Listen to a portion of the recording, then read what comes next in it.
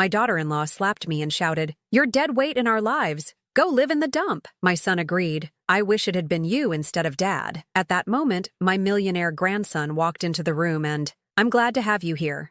Follow my story until the end and comment the city you're watching from, so I can see how far my story has reached." I never thought the words that would destroy me would come from my own son's mouth, but there I was, standing in the living room of the house where I'd raised him, watching as my daughter-in-law Kaya's face twisted with disgust. "You're dead weight in our lives. Go live in a dumpster," she screamed, her voice echoing off the walls that had once been filled with laughter when my husband Robert was still alive. The slap came so fast I didn't see it coming. My cheek burned from the impact, and I stumbled backward, my 64-year-old body not as steady as it once was. The metallic taste of blood filled my mouth where my teeth had cut my inner lip. "Kaya, please," I whispered, my hand instinctively going to my stinging cheek. I was just trying to help with dinner, but she wasn't finished. Her dark eyes blazed with a hatred that seemed to come from somewhere deep and poisonous. "Help? You call burning the potatoes helping? You call dropping dishes and forgetting to turn off the stove helping?" I wanted to explain that my hands shake sometimes now, that my memory isn't what it used to be since Robert passed 2 years ago. I wanted to tell her that I was doing my best, that I never meant to be a burden. But before I could say anything, my son Terrence walked into the room. My heart lifted for just a moment. Surely my boy would defend me. Surely he would tell his wife that hitting his mother was unacceptable. I looked at him with hope. This man I'd carried for 9 months, held through countless fevers, cheered for at every baseball game. Instead, Terrence looked at me with cold eyes I barely recognized. "Mom, Kaya's right. You're making our lives difficult." The words hit me harder than any physical blow ever could. "Terrence, honey, I don't understand."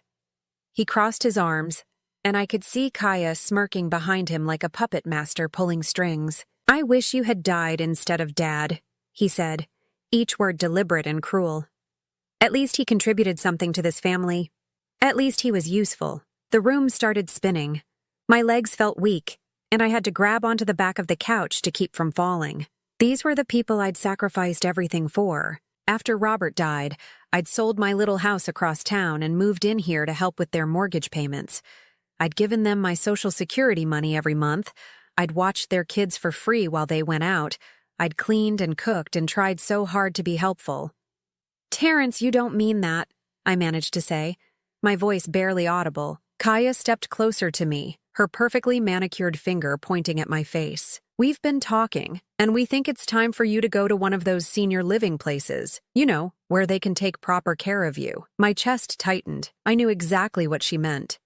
Not the nice assisted living communities with gardens and activities, but the state-run facilities where they warehouse people like me who have nowhere else to go. "But this is my home now. My name is on the lease." Terrence let out a harsh laugh. "Actually, Mom, it's not. We had you sign some papers last month, remember? You transferred your interest to us." The memory came back like a punch to my stomach. They'd told me it was just insurance paperwork, that it would help protect my assets. I'd been so trusting, so eager to help them any way I could. Kaya's voice turned sickeningly sweet. "Don't worry, Leona. We'll visit you sometimes, maybe on holidays." The mockery in her tone made my skin crawl. I looked around the room, at the pictures on the mantel that included me just 2 years ago when Robert was still alive, and I was still welcome at family gatherings. Now those same photos seemed to mock me. I was a ghost in my own son's house. "Please," I said, hating how desperate I sounded. "I have nowhere else to go. My friends from the old neighborhood, they're all gone now. I don't have anyone else." Terrence's expression didn't soften even a fraction. "That's not our problem, Mom. We have our own family to think about." Just then, we heard the front door open. Heavy footsteps approached the living room, and I felt a flicker of panic. Were they bringing in someone to physically remove me? Had they actually called the authorities? But when the figure appeared in the doorway, my breath caught in my throat. It was Marcus, my grandson. But this wasn't the struggling college student I remembered from 2 years ago. This was a man in an expensive suit, his posture confident, his eyes sharp and assessing as he took in the scene before him. Marcus was Terrence's son from his first marriage, a boy I'd helped raise when his mother had walked out when he was only 8. He'd disappeared from our lives around the time Robert got sick, and I'd assumed he'd moved on like so many young people do. "Well, well," Marcus said, his voice calm but carrying an undercurrent I couldn't quite identify. "Isn't this interesting?" Kaya spun around, clearly not expecting him. "Marcus? What are you doing here?" My grandson's eyes moved slowly from Kaya to Terrence, then finally settled on me. What I saw there wasn't the indifference I'd grown accustomed to from my family. There was something else, something that looked almost like protection. "I came to check on Grandma Leona," he said simply. "Good thing I did." Terrence straightened up, trying to regain control of the situation. "Marcus, this is family business. Mom was just leaving." "Was she?" Marcus asked, pulling out his phone. "Because from where I'm standing, it looks like my grandmother just got assaulted by her daughter-in-law while my father wished she was dead." My heart started racing. Had he heard everything? How long had he been standing outside that door? Kaya's face went white. "You don't understand the situation.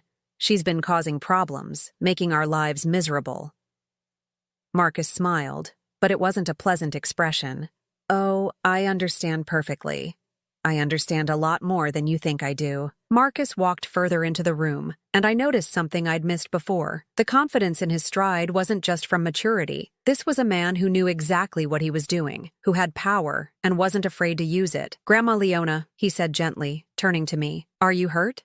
I touched my cheek where Kaya had slapped me, still feeling the sting. "I'm okay, Marcus. But what are you doing here?" I thought. "You thought I'd forgotten about you," he finished. "I know. That was intentional." Terrence stepped forward, his jaw clenched. "Marcus, whatever game you're playing, stop it. Mom needs professional care. We can't handle her anymore." My grandson let out a low chuckle that sent chills down my spine. "Professional care? Is that what we're calling it when you steal someone's social security checks and use their pension to pay your mortgage?" The silence that followed was deafening. Kaya's mouth fell open and Terrence's face went red. "I don't know what you're talking about," Terrence stammered. Marcus pulled out his phone and started scrolling. "Really? Because I have copies of all the bank statements, power of attorney documents you forged, insurance claims you filed in Grandma's name." He looked up, his eyes cold. "Should I go on?" My head was spinning. "Marcus, I don't understand. How do you know all this?" He walked over to me, gently taking my arm and guiding me to sit on the couch. "Because I've been watching, Grandma. I've been watching and documenting everything for the past 2 years." "That's impossible," Kaya said, her voice shaky. "You're just a college dropout who can't hold down a job." Marcus smiled that dangerous smile again. "See, that's where you're wrong. I graduated summa cum laude from business school 3 years ago. I started my own investment firm 18 months ago. We just went public last quarter." The room felt like all the air had been sucked out of it. I stared at my grandson, this young man I'd helped raise, trying to process what he was telling me. "You're a millionaire?" I whispered. "Multi-millionaire, actually," he said matter-of-factly. "And I've been planning this moment for a very long time." Terrence sat down heavily in his chair, running his hands through his hair. "Why? Why would you let us think you were struggling?" Marcus's expression hardened. "Because I wanted to see who you really were. I wanted to see how you'd treat Grandma when you thought there was no one watching, no one who could help her." My heart broke a little more. Even my grandson had felt the need to test my family's character, and clearly, they had failed spectacularly. "I've been depositing money into an account for you for over a year, Grandma," Marcus continued. "Money that should have been yours all along. Money that Dad and Kaya have been stealing from your Social Security and pension checks." "We weren't stealing," Kaya protested weakly. "She was living here rent-free. We had expenses." "Rent-free?" Marcus laughed bitterly. "She's been paying you $200 a month from her Social Security, plus another $800 from her pension. Not to mention the $50,000 life insurance payout from Grandpa's policy that somehow disappeared into your joint account." I felt sick to my stomach. Robert's life insurance money. He'd always told me that would be my security. My way to take care of myself if anything happened to him. Marcus, I said quietly, why didn't you tell me? Why didn't you help me sooner? His face softened when he looked at me. Because you're the most generous, forgiving person I know. If I'd told you what they were doing, you would have made excuses for them. You would have said it was okay, that family takes care of each other. He was right. Even now, part of me wanted to defend Terrence, to say he was just struggling financially, that he didn't mean to hurt me. But there's something else, Marcus said, reaching into his jacket pocket. Something I think you need to see. He pulled out an envelope, yellowed with age and sealed with wax. My heart stopped when I recognized the handwriting on the front. For Leona, from your loving husband Robert. Where did you get this? I breathed. Grandpa gave it to me the day before he died, Marcus said gently. He made me promise to give it to you only if things got really bad. Only if Dad proved he couldn't be trusted to take care of you. With trembling hands, I took the envelope. The wax seal broke easily, and inside was a single sheet of paper in Robert's careful handwriting. My dearest Leona, I read aloud, my voice shaking.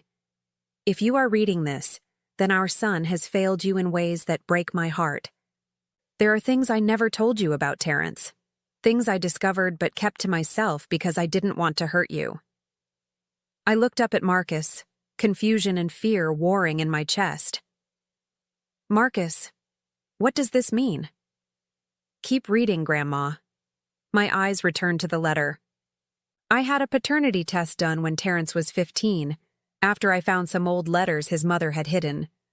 Leona, my love, Terrence is not my biological son. The words hit me like a physical blow. I read them again, then a third time, trying to make sense of what Robert was telling me.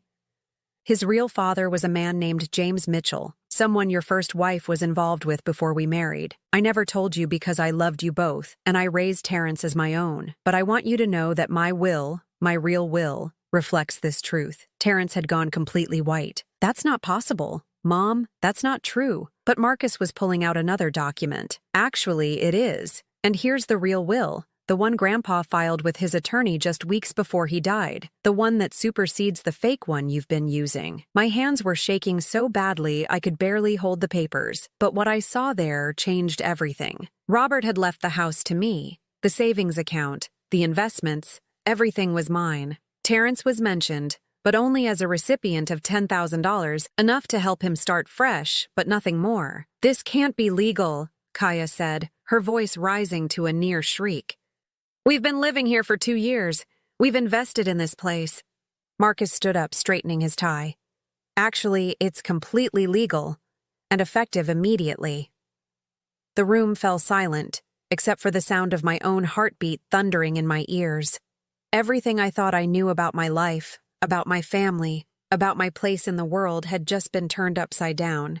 But for the first time in 2 years, I didn't feel helpless. The silence in the room was suffocating. I stared at the will in my hands, Robert's familiar signature at the bottom, and felt like I was seeing my husband clearly for the first time since his death. He'd known. He'd known about Terrence's real father, about the financial abuse that would come, and he'd protected me even from beyond the grave. This is impossible, Terrence said, his voice cracking. Dad raised me. He loved me. He wouldn't have. Wouldn't have what? Marcus interrupted. Wouldn't have protected the woman he actually loved from a son who was bleeding her dry?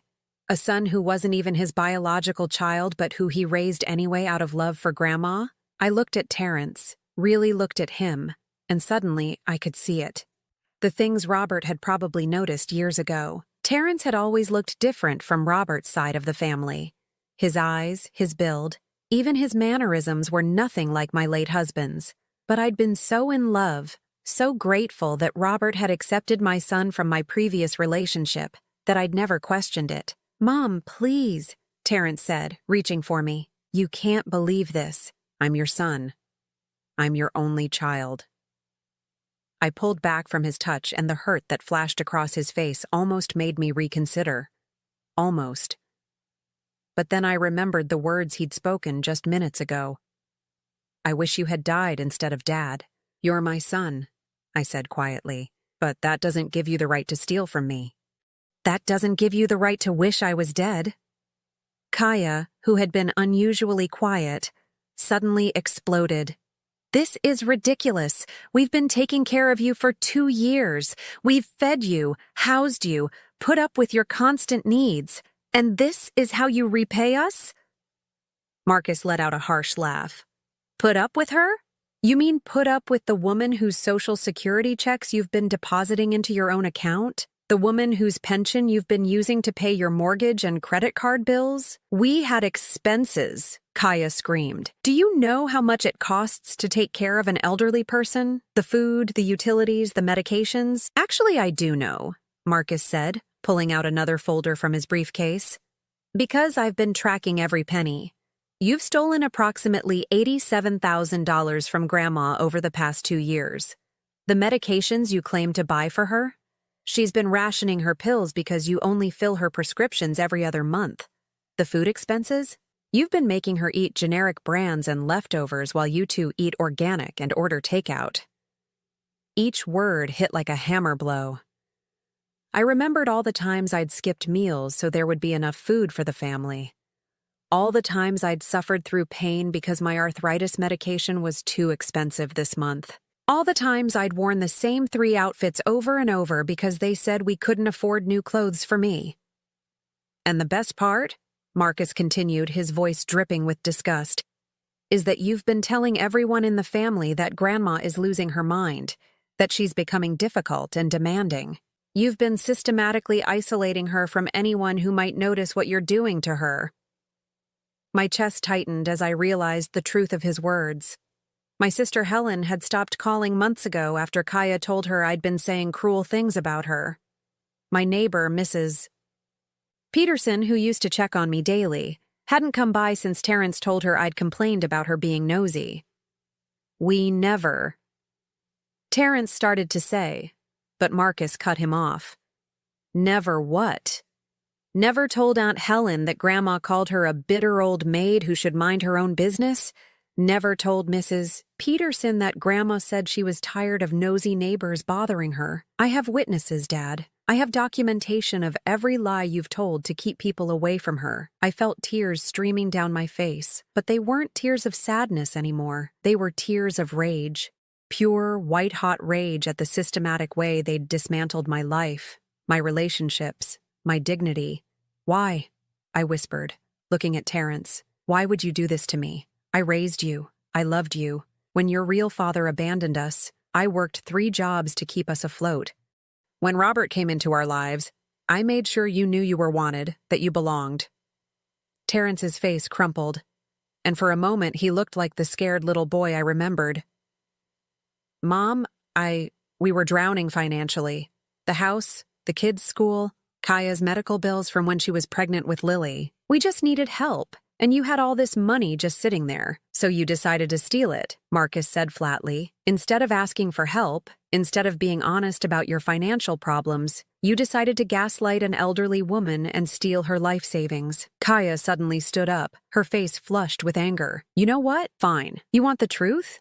Your precious grandma wasn't some innocent victim. She was driving us crazy with her constant needs, her forgetfulness, her complaints. Do you know what it's like living with someone who leaves the stove on and forgets to lock the door? Do you know what it's like living with people who make you feel like a burden for existing?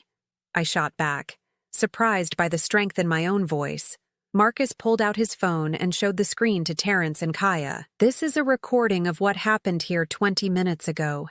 Kaya slapping Grandma. You telling your mother you wish she was dead.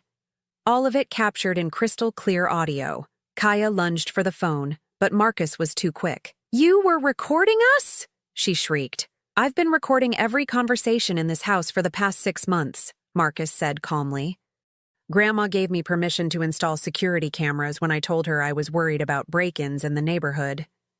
She had no idea what I was really documenting. The color drained from Terrence's face. Marcus, son, please. Think about what you're doing. This will destroy our family. What family? Marcus asked, his voice ice cold. The family that wishes its elderly matriarch was dead? The family that steals from the woman who sacrificed everything for them? The family that systematically isolates and abuses someone who can't defend herself?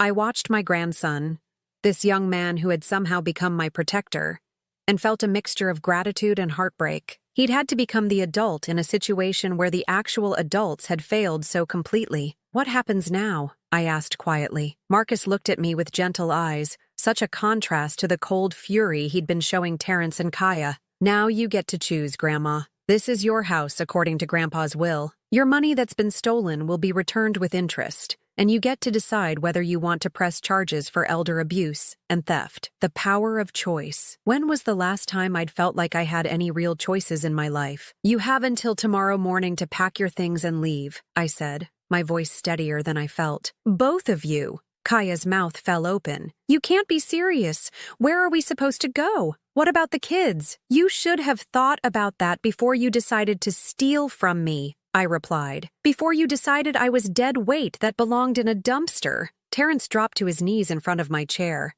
"Mom, please, I'm sorry. I was wrong. We were wrong. But please don't do this. We can work it out. We can pay you back." I looked down at this man who had raised his voice to me, who had wished me dead, who had stolen my security and my dignity, and I felt nothing but pity. "You had 2 years to work it out, Terrence. 2 years to treat me with basic human decency. Instead, you chose to abuse me while stealing from me. That's not a mistake. That's a choice you made every single day." The weight of those words settled over the room like a final judgment. The next morning came faster than I expected, but also slower than I'd hoped.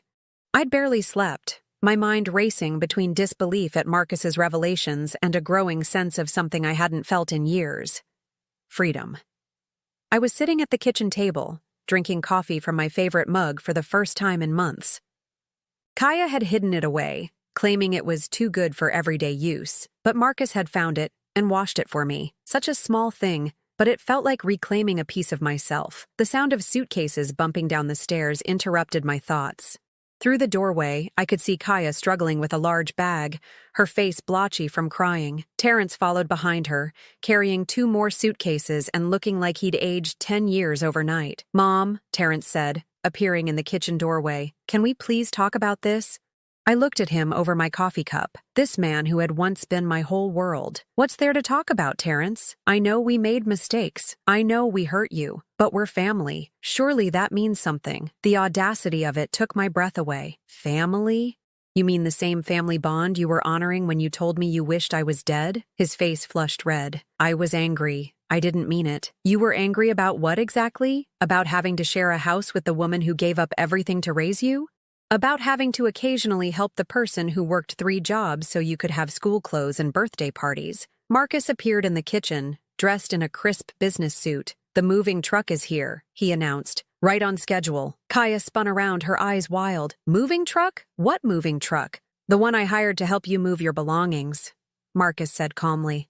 "Since you're leaving today, I thought you might need assistance." "We don't have anywhere to go," Kaya screamed. "You can't just throw us out on the street." Marcus pulled out his phone and showed her the screen. "Actually, I can. Because according to the lease agreement you signed 3 months ago, you've been subletting this house from Grandma, a sublet that can be terminated with 24 hours notice for breach of contract." "What lease agreement?" Terrence asked, his voice barely a whisper. "The one you signed when you thought you were transferring Grandma's interest in the house to yourselves. What you actually signed was an agreement acknowledging that she was the rightful owner and you were tenants. My legal team is very thorough." I stared at my grandson in amazement. He'd been planning this for months, maybe years. Every detail had been considered, every contingency prepared for. "You planned this whole thing," Kaya accused, pointing a shaking finger at Marcus. "You set us up." "I documented your crimes," Marcus corrected. "There's a difference." Terrence sank into one of the kitchen chairs, his head in his hands. "We'll be homeless. The kids will have to change schools in the middle of the semester." For a moment, just a moment, I felt my resolve waver. Those were my grandchildren too, innocent victims of their parents' greed and cruelty. But then I remembered something Marcus had shown me the night before, after Terrence and Kaya had gone upstairs. Bank statements showing that they'd been taking money from the children's college funds too, using it to pay for vacations and luxury purchases while telling everyone they were struggling. "The children will be fine," I said firmly. "They're young. They'll adapt. But maybe now they'll learn what integrity looks like. Kaya's face twisted with rage. Integrity? From you? You're destroying your own family over money. No, I said, standing up from the table. You destroyed this family when you decided I was nothing more than a source of income to be exploited and abused. I'm just refusing to be destroyed along with it. The doorbell rang, and Marcus went to answer it. I could hear voices in the hallway, then footsteps coming toward the kitchen. A woman in a business suit appeared, followed by 2 men in uniforms. Mrs. Morrison? I'm Detective Sarah Walsh with the County Elder Abuse Unit. My heart started racing. I looked at Marcus, who nodded reassuringly. We've received a complaint regarding financial exploitation and abuse of a vulnerable adult. Detective Walsh continued. We'd like to speak with all parties involved. Kaya let out a sound that was half sob, half scream. This isn't happening. This can't be happening.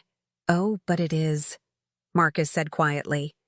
Because elder abuse is a felony in this state, and theft of more than $50,000 is a federal crime. For the next hour, I watched as my life was dissected by investigators. Bank records were reviewed, recordings were played, photographs of my bruised cheek were taken.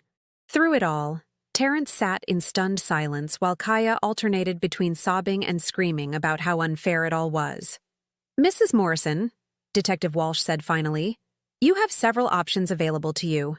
You can choose to press full criminal charges, which would likely result in jail time for both defendants. You can pursue civil restitution, which would require them to repay what was stolen, but might not involve prison time. Or you can choose a combination of both.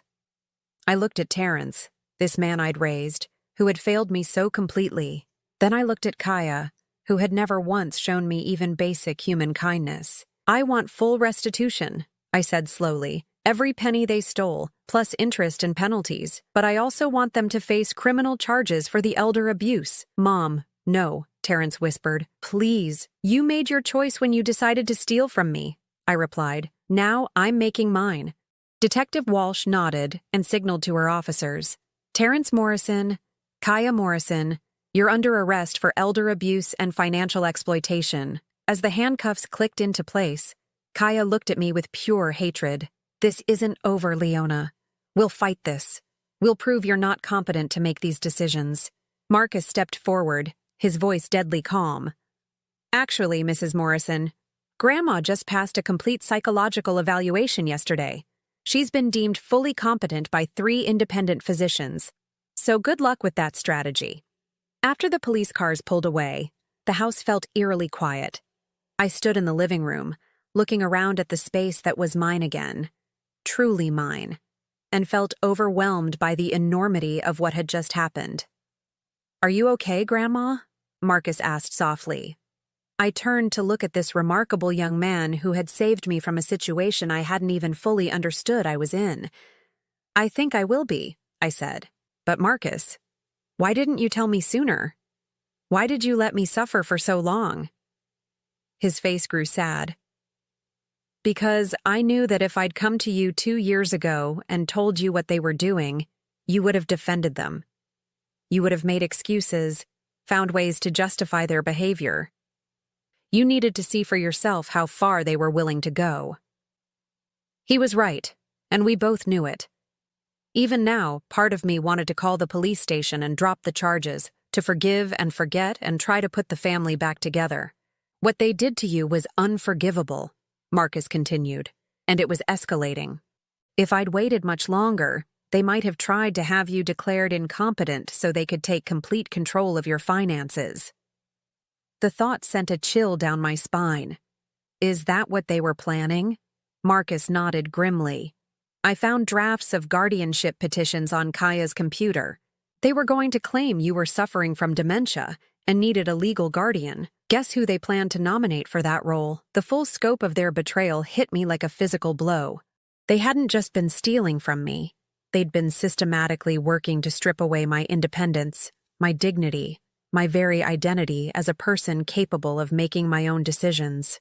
But now, standing in my own home, with my grandson beside me and the truth finally exposed, I felt something I hadn't experienced in years. Hope for the future. 3 weeks had passed since Terrence and Kaya's arrest. and the house felt different. Not just quiet, but peaceful in a way I hadn't experienced in years.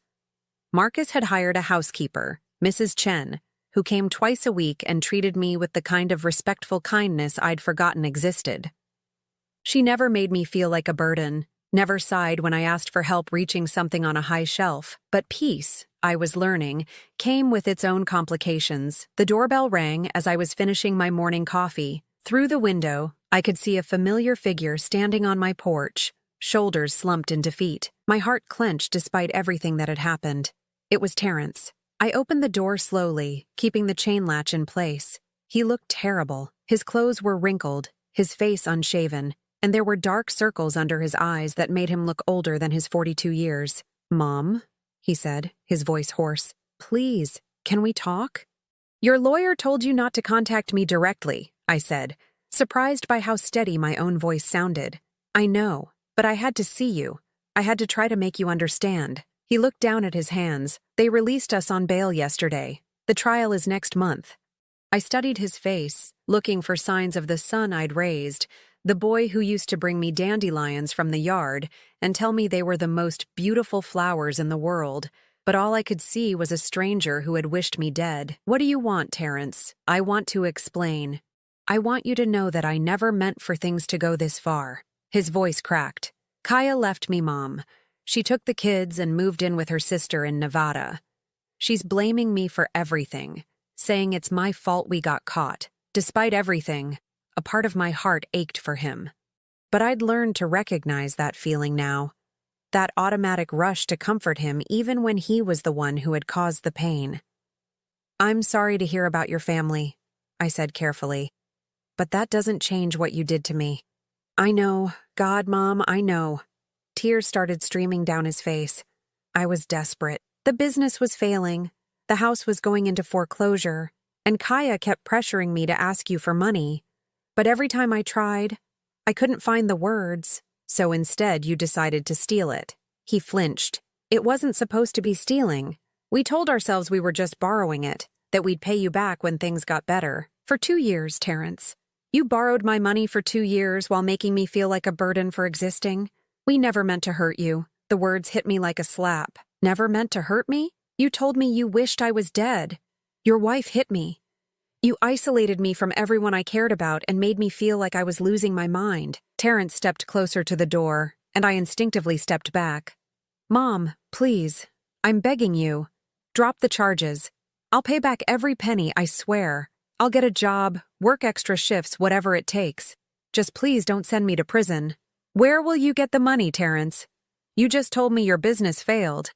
His face crumpled. "I don't know, but I'll figure something out. Mom, prison will destroy me. I'll lose everything. My kids won't even speak to me anymore." The manipulation was so subtle, so familiar, that it almost worked. The implication that I was the one destroying his relationship with his children, that I was the one choosing to hurt him. It was the same pattern that had controlled me for years. "Your children don't speak to you because you committed crimes against their grandmother," I said firmly. "That's not my fault, Terrence. That's yours." Marcus's car pulled into the driveway at that moment, and I felt a wave of relief. He got out and walked toward us, his expression darkening when he saw Terrence. "What are you doing here?" Marcus asked, his voice cold. "You're not supposed to contact Grandma." "I'm talking to my mother," Terrence said, trying to sound defiant but failing. "No, you're trying to manipulate your victim," Marcus corrected. "The same way you've been manipulating her for years." Terrence turned to his son with desperate eyes. "Marcus, please, you're my boy. Surely you don't want to see me go to prison." Marcus's laugh was bitter. "Your boy? When exactly was I your boy, Dad? When you forgot my birthday 3 years in a row? When you missed my high school graduation because you were too hungover to drive? Or when you told everyone I was a disappointment who'd never amount to anything?" I watched this exchange with growing sadness. I'd known Marcus felt neglected by his father, But I'd never realized how deep that wound went. I made mistakes, Terrence admitted. But I can change. We can be a family again. We were never a family, Marcus said quietly. A family doesn't steal from each other. A family doesn't abuse the most vulnerable member. A family doesn't wish death on the person who sacrificed everything for them. Terrence turned back to me, desperation clear in his eyes. Mom, he's turning you against me. Can't you see that? Marcus has money now, so he thinks he can control everyone. No one is controlling me, I said, my voice stronger than I felt. For the first time in years, I'm making my own decisions. But I'm your son, Terrence cried. Doesn't that mean anything to you? The question hung in the air between us, heavy with years of pain and disappointment and love that had been twisted into something ugly. Yes, I said finally. It means everything to me. That's why what you did hurts so much. Marcus gently took my arm. Come on, Grandma, you don't have to listen to this. But I stayed where I was, looking at Terrence through the gap in the door. Do you want to know what the worst part is? He nodded eagerly, as if my willingness to keep talking meant there was still hope. The worst part is that if you had come to me 2 years ago and told me the truth about your financial problems, I would have helped you. I would have given you every penny I had gladly, because I loved you, and I wanted to protect your family. Terrence's face went white. You would have? Of course I would have. But instead, you chose to lie to me, steal from me, and make me feel like I was worthless. You chose to solve your problems by destroying my dignity and my sense of security. I can make it right, he whispered. Please, Mom, give me another chance. I looked at this man who had once been my little boy, who I had protected and provided for and loved unconditionally. And I realized that loving him didn't mean I had to let him destroy me. I gave you chances for 2 years, Terrence. Every morning when I woke up in that house, I gave you a chance to treat me with kindness. Every time you took my money, I gave you a chance to tell me the truth. Every time your wife was cruel to me, I gave you a chance to defend me. My voice grew stronger with each word. You had hundreds of chances to do the right thing, and you chose not to take any of them. So no, I won't give you another chance to hurt me. The hope died in his eyes. So that's it? You're really going to let me go to prison? I'm not letting you do anything, I said. You chose this path when you chose to commit crimes against me. I'm just choosing not to save you from the consequences of your own actions. Marcus squeezed my shoulder supportively. Dad, you need to leave now, before I call the police for violating your bail conditions. Terrence looked between us one more time, then turned and walked away. I watched him get into his battered old car and drive away, and I felt something break inside my chest. Not my resolve, but the last remnant of the guilt I'd been carrying. Are you okay? Marcus asked gently. I closed the door and leaned against it, suddenly exhausted. I think I am. For the first time in a very long time, I think I really am okay. But even as I said the words, I knew the hardest part was still coming.